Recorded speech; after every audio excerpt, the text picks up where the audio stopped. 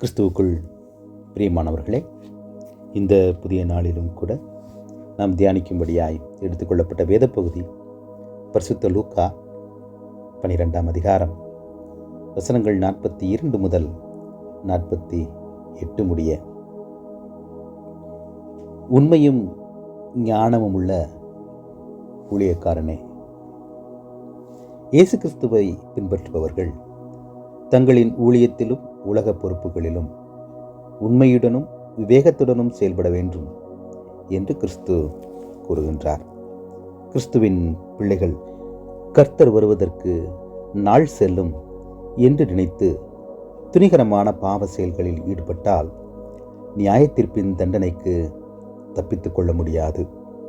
கர்த்தருடைய ஊழியர்கள் அசட்டையாக இருமாப்புடன் ஊழியம் செய்தால் கர்த்தரின் கோபாக்கினைக்கு ஆளாவார்கள். அதுபோலவே நம்முடைய குடும்பத்தின் பொறுப்புகளிலும் உலக வேலைகளிலும் கர்த்தருடைய பிள்ளைகள் உண்மையுள்ளவர்களாகவும் ஞானமுள்ளவர்களாகவும் காணப்பட வேண்டும்.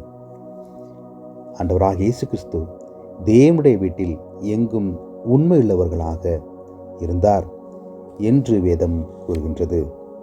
எபிரேயர் 3ஆம் அதிகாரம் 2 முதல் 6 வசனங்கள். இந்த நாளிலே நம்முடைய வாழ்வில் நாம் உண்மையாய் நடந்து கொள்ளாத தருணங்களை கடவுளிடத்திலே அறிக்கை செய்வோம்.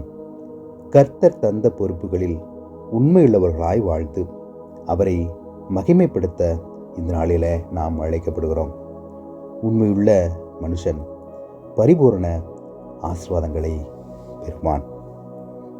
தேவன் தாமே இந்த வசனங்களை நமக்கு ஆசீர்வதித்து கொடுக்கட்டும். உண்மையும் உத்தமமாய் வாழ்ந்து கடவுளுடைய கிருபைகளை நன்மைகளை பெற்றுக்கொள்ள தேவன் தாமே நம் ஒவ்வொருவருக்கும் கிருபை அளிக்கட்டும். ஆண்டவர் நோக்கி நாம் பிரார்த்தனை செய்வோம்.